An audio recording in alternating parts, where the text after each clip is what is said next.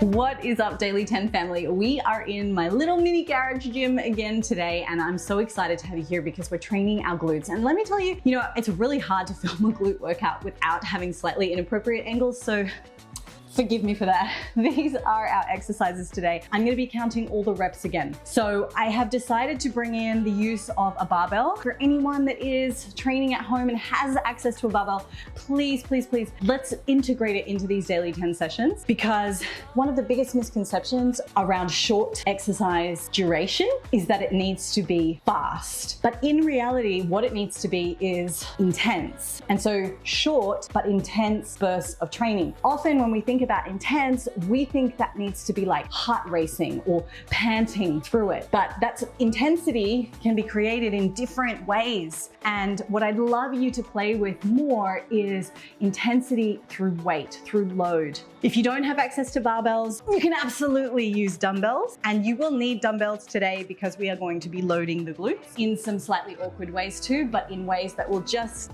chef's kiss your glutes. Is that a thing? That sounds wrong. I'm gonna stop talking. We're gonna just get on with the workout. Let's do this.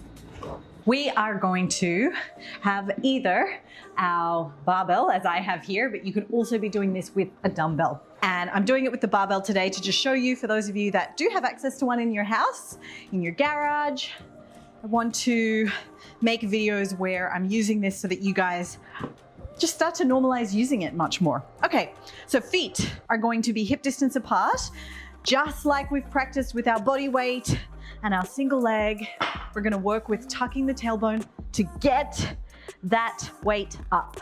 Lowering down and then drive up, hold for 2, 1, lower down. Hold, 2, 1, lower down. I'm drawing my belly in and my ribs down. Lower down and drive up, lower down, 2 to go, drive up, lower down, drive up, lower down, drive up, and lower down. I'm not going heavy. I'm gonna do my 1 minute of rest. I'm gonna talk you guys through the form and just really remind you of those cues while we're in that rest period. One of the biggest misconceptions about barbell hip thrusts is that you need to go super heavy for it to be effective, and that's just not the case. Actually, what we want to be doing is making sure that when we're lifting our hips off the floor, that we're driving the heels down, almost feeling like it's actually like a pulling movement. And it's pulling because our hamstrings and our glutes are contracting to get our hips up. What I don't want you to feel like you're doing is pushing away. So if you're driving into the toes to push your body back, you're gonna feel it more in your quads. We have 10 seconds or 8 seconds, so we're gonna come back into position. Now, for those of you doing it with the dumbbells are going on the crease of your hip. If you're doing it with your barbell, make sure you have your pad or your towel ready. Here we go, 3, 2, 1. I'm gonna take a breath in. Hold for 2 seconds at the top, lower down. 6, 5, 4, 3, 2, and 1. Lower down. Beautiful. Nice 1 minute rest. As I said at the beginning, there's this huge issue whereby we think that effective workouts, if they're going to be short, have to be super fast paced. And it couldn't be further from the truth. I want you to get used to pushing the intensity, and in the context of weight training, intensity is more like your proximity to failure. It's more like the load that we are lifting. So what I want you to get close to is being able to only lift 1 more rep maybe in the tank when you get to that 8th rep.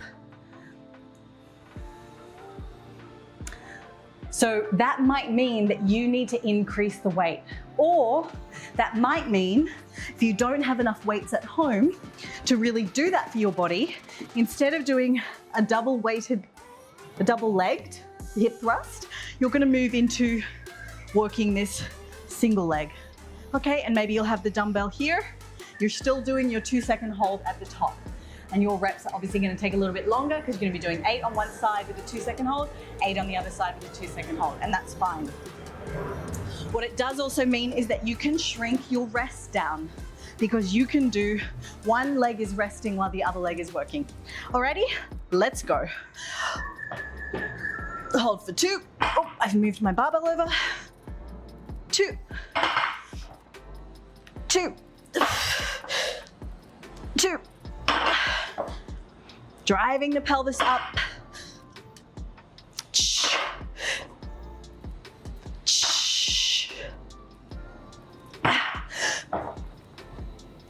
Keeping my chin tucked. Last one. And I'm starting to get a little bit closer to that intensity. Probably in another world, if I wasn't filming, I'd add a little bit more weight to the bar just to really make sure that I'm getting very close to my edge.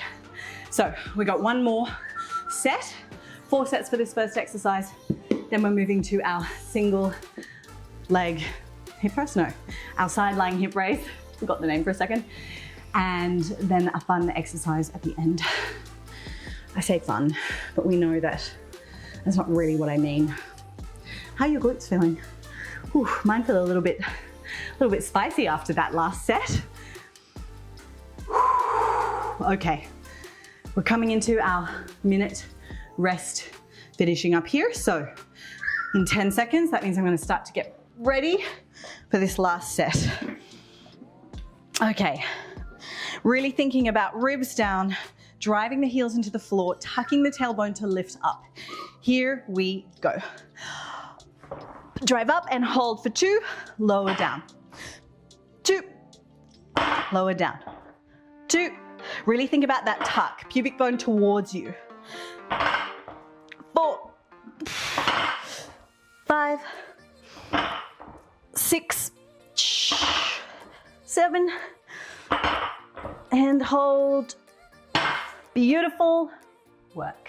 Alrighty, while we're resting, and for those of you that are doing the single leg variation, maybe you're still working, I'm gonna get set up for our B exercise today, which is our side lying hip raise. Now,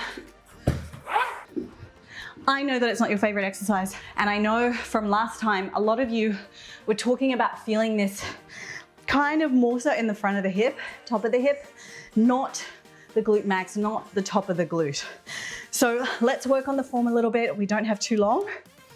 So I wanna make this nice and quick, and let's just correct it while we're in it, okay?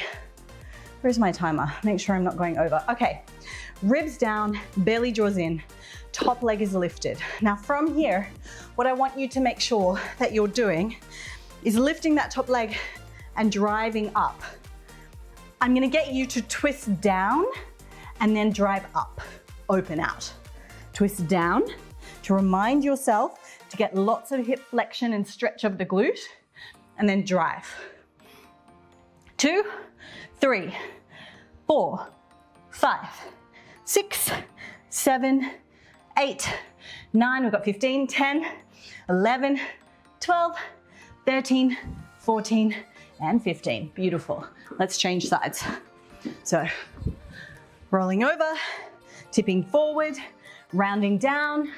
Let's go. 1, 2, 3, 4, 5, 6, 7, 8, 9, 10, 11, 12, 13, 14, and 15. Beautiful. That one side has had a rest, so we're gonna move on to the other side now. Straight away. Take a deep breath. Here we go. Tipping down, ribs down, belly in. Front knee is bent, nice crease at the front of the hip. I'm driving into the side of the foot as well as the knee. Let's go.